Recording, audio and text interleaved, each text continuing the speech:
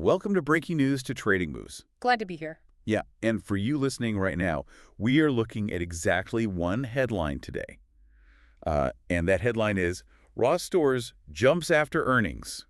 What the off-price retail signal means for U.S. retail stocks. Right. It's a very specific data point we're looking at. Exactly. And now, before we get going, let's set the table very clearly for you. Yeah. We aren't here to claim the entire retail industry is turning upside down today. No, absolutely not. Right. We aren't exaggerating the news or, pretending this single report changes everything about how the economy functions. Yeah, no massive overhauls being called here. No. Our focus is strictly on the headline. We want to know what the specific consumer spending data is telling us right now and give you a clear breakdown of the market winners and losers based on those actual numbers. I think that's the right framework. Because if we are sticking strictly to the facts of the earnings report, the numbers speak for themselves. Ross Stores delivered stronger than expected sales. They delivered stronger than expected comparable sales and stronger than expected earnings. Okay, wait, real quick. For anyone listening who might be a bit newer to retail metrics, comparable sales, that's kind of the big one, right? Oh, absolutely. Comparable sales is the lifeblood number for retail. Because, total sales can grow just by a company opening, say, 50 new stores. Right, which kind of masks any underlying weakness. Exactly. It hides if the core business is actually healthy. But comparable sales or same-store sales, that measures the revenue of locations that have been open for at least a year. So it tells us if actual foot traffic and, I guess, spending per customer are genuinely growing at the existing locations. Precisely. And Ross saw growth exactly there. And the market reaction pointed to a very clear data-driven theme here, which is that value retail is still working. People are still buying. Yeah, consumers are absolutely still spending money. But their behavior, it reflects a highly careful approach right now. Careful. Well, they're choosing price over everything. They're prioritizing value. And they are seeking out bargain hunting formats with a lot more intention than we've seen previously. Okay, so the shopper just saved $30 on a branded jacket at a value store. Where does that consumer focus go next? Because, if people are actively looking to stretch a dollar on apparel, somebody is capturing that highly intentional traffic. Yeah, they are. And the direct winners here are the off-price retail leaders. The big names. Right, the companies that benefit directly because shoppers still want those branded goods, but they absolutely refuse to pay a premium for them right now. Yeah.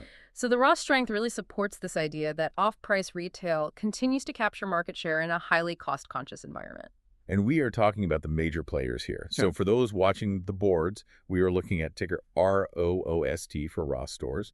You also have ticker TJX for TJX companies and ticker BURL for Burlington stores. Exactly. Those are the standout leaders. So what does this all mean, if I can throw an analogy at you? Is their flexible buying model basically like, imagine a clever chef making a premium daily special out of another restaurant's excess high-end ingredients. Oh, I like that. Like, say, a high-end steakhouse ordered way too much premium cut, right? And they can't sell it at their high menu price. So our clever chef buys it at a steep discount, creates a brand new dish, and suddenly there's a line out the door. It's a fun analogy, but I'd say it's actually much more aggressive than a chef just waiting around for leftovers. Wait, really? How so? Well, the off-price buyer isn't just passively taking what's offered. I mean, they practically have buyers camped outside the other restaurant's delivery truck. Oh, wow. So they are hunting for it. Yes.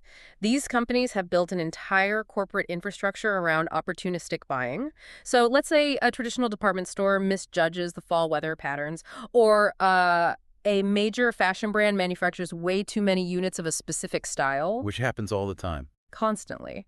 And off-price retailers like Ross or TJX or Burlington, they have these massive agile buying teams ready to deploy capital instantly. So they just swoop in. They swoop in, purchase that branded inventory for literally pennies on the dollar, and they immediately distribute it out to their own stores. And from the shopper's perspective, they walk into a Ross or a Burlington and they find a premium brand name sitting on the rack for a fraction of what it costs at the standard mall. Right. It creates this constant treasure hunt atmosphere. And that treasure hunt dynamic is the entire engine of their business model.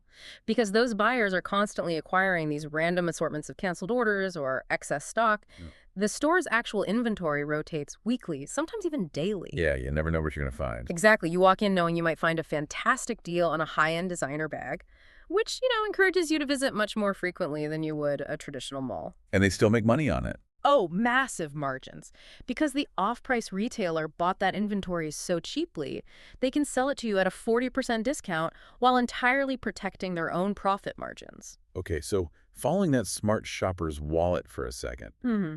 the savings they get, they don't just sit in the bank account. No, definitely not. This intense focus on maximizing the value of every single dollar, it extends to everyday necessities too. Like the consumer psychology we see in apparel, it applies directly to how families are buying groceries and household goods. Precisely. It's a mindset. When shoppers become highly price sensitive across the board, the benefits flow directly toward the big value retailers. Right. Now, these companies aren't competing with Ross for fashion dollars, but they operate on the exact same underlying consumer mandate, which is undeniable value. Value is king right now. Right. When household budgets feel tight, the advantages of immense scale and membership models become highly pronounced. Yeah, and we're looking at the heavyweights here. Yeah. Companies that really leverage everyday low pricing and just massive scale. So that's Walmart, ticker W-MMT. Yep. We also have Costco, ticker COST, Yeah. and BJ's Wholesale Club, to speak BJ. Like, a family might bypass a specialty grocery store entirely and just consolidate their weekly trips at Walmart just to ensure they aren't overpaying for pantry staples. Or they lean heavily on their bulk memberships to stockpile paper towels and laundry detergent. Exactly. And this raises an important question regarding where these transactions happen and how they are processed. Oh, the back-end stuff. Yeah, because the physical and digital infrastructure supporting all this bargain hunting, it doesn't operate for free. Good point. If consumer traffic is heavily concentrated in discount and value stores, there's an entire secondary layer of companies quietly benefiting in the background. I'm really glad you brought that up because the real estate and transaction mechanics here are actually fascinating. They are. For those keeping track of the infrastructure winners, we are looking at real estate investment trusts, or REITs, Yeah. like Simon Property Group, ticker SPG, and Kimco Realty, ticker KIM. Right, the landlords. Yep. And then on the checkout side, the actual payment processor. So Visa, ticker V, and MasterCard, ticker MA. So let's look at the physical real estate first. A landlord like Kimco, they specialize in open-air, grocery-anchored shopping centers. The standard suburban plaza. Exactly. And off-price retailers like Ross or TJ Maxx, they are constantly placed right next to those value-oriented grocery stores. Right, which makes total sense. Let's explore the mechanics of that plaza for a second.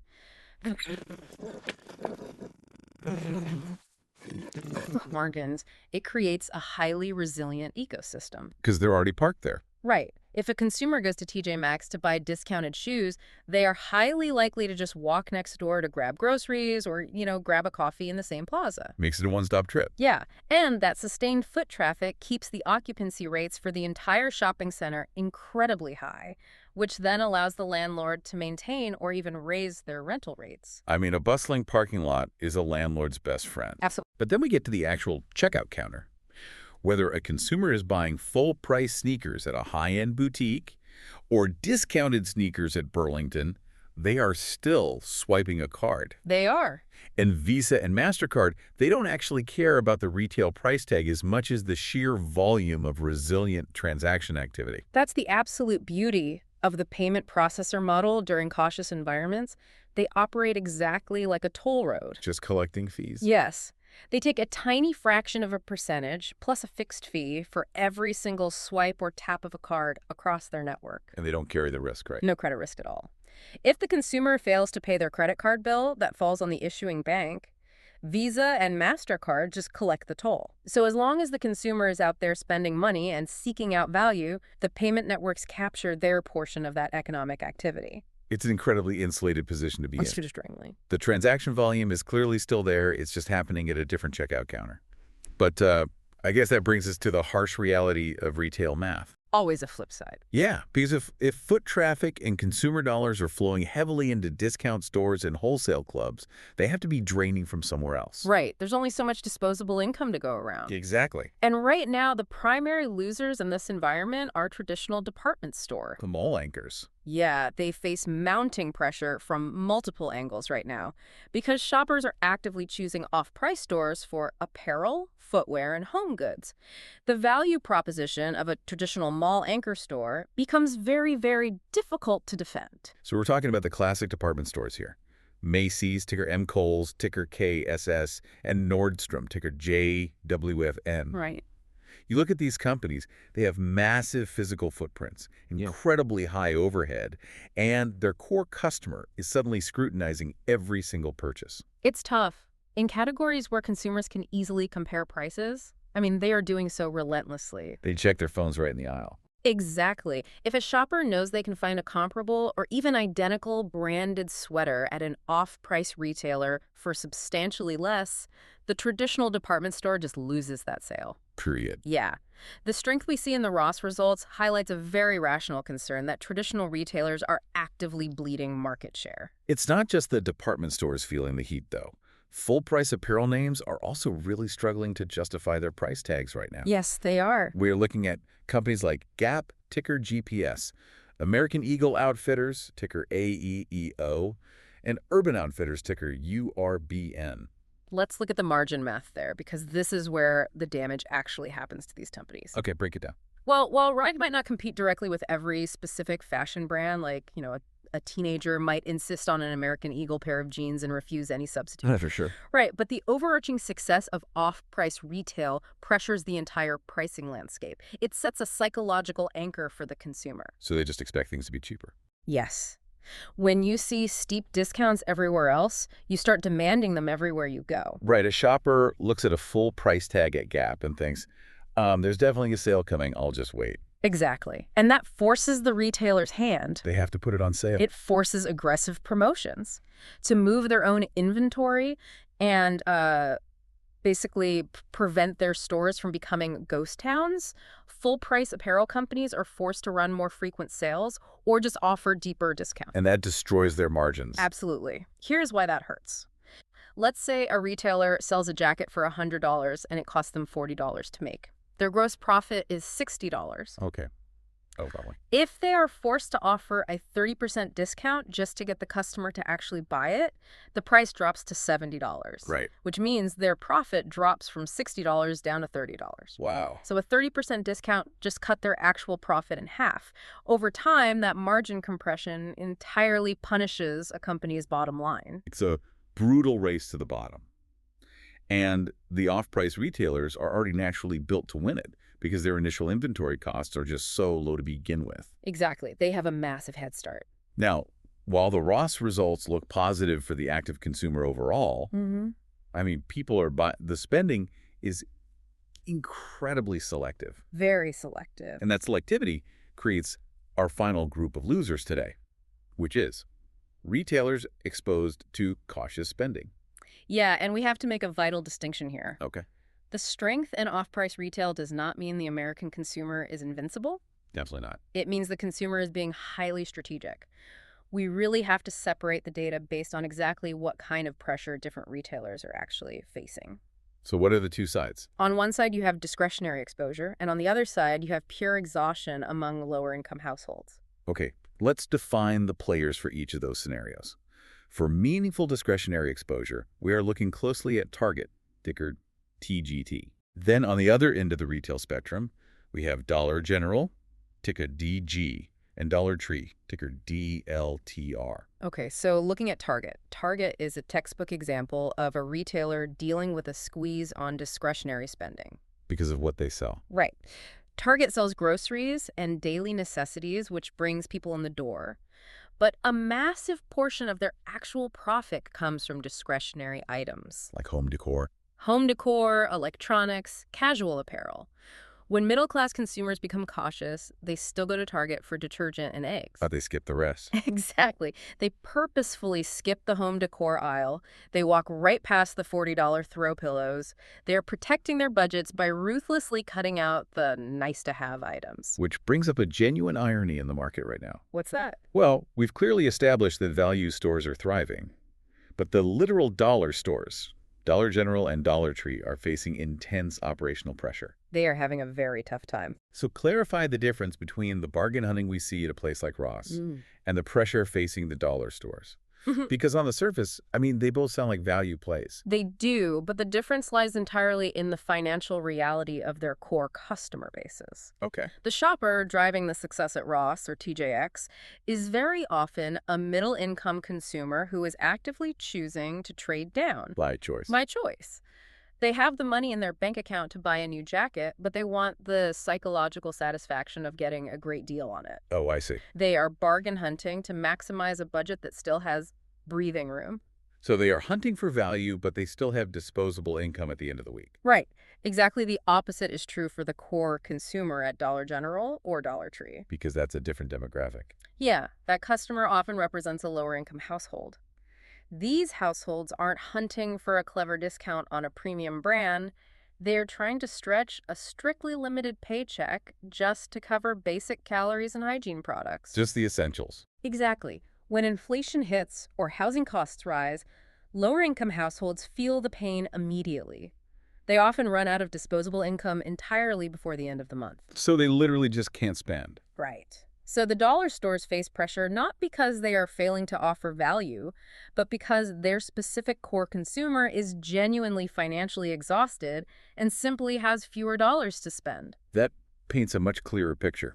It is the vast difference between a consumer choosing to be frugal and a consumer who is forced to be frugal. Exactly. Which brings us to the ultimate trading takeaway for this entire scenario based on the actual earnings data. Well, the primary lesson for anyone listening is that this is a retail rotation story. Money is just moving around. Yeah. The market is actively rewarding retailers that prove they can drive foot traffic with undeniable value while simultaneously protecting their profit margins. Which Ross is doing. Right. Off-price names currently look highly attractive to the broader market because they sit perfectly between those two realities. Bargain hunting on one side. And discretionary demand that hasn't disappeared on the other. People still want to buy nice things. They just aggressively demand a better price for them. So we have two ways to read this landscape moving forward. The bullish read is that off-price retailers, again, ticker ROST, ticker TJX, ticker BURL, they continue to capture market share as consumers trade down, but, maintain their spending habits on apparel and home goods. And the cautious read is that department stores and full-price apparel companies face an increasingly hostile environment. It's going to be a tough road for them. Very tough. If off-price retailers keep locking in customer loyalty, traditional retailers will have to fight much harder, likely through those margin-crushing promotions we discussed, just to maintain their current footing. Just to stay in the game. Right. For traders, the ongoing question is whether this Ross earnings beat is an isolated victory or a broader sector signal. And if it is a signal. If the market continues treating it as a signal, anyone holding these positions needs to watch off-price retail, massive value retail, and traditional apparel stocks incredibly closely. It really paints a vivid picture of the modern retail ecosystem. You really have to wonder about the long-term psychology of all this conditioned behavior. It does leave us with a rather provocative thought to mull over, doesn't it? Definitely. Because we are seeing an entire generation of consumers actively conditioned to expect high-quality brands at steep discounts. We're just used to it now. Exactly. Will this ongoing expectation permanently alter brand loyalty? At a certain point, do premium fashion brands quietly accept this dynamic and begin relying on off-price channels, not just for clearing out seasonal mistakes, But as their main strategy. yes, as their primary volume drivers? It raises massive questions about the future viability of full-price retail entirely. That is a fantastic point to end on. It definitely makes you reconsider the tags on everything you buy. Please remember, this is not financial advice or buy or sell recommendations. This is purely the opinion of the author.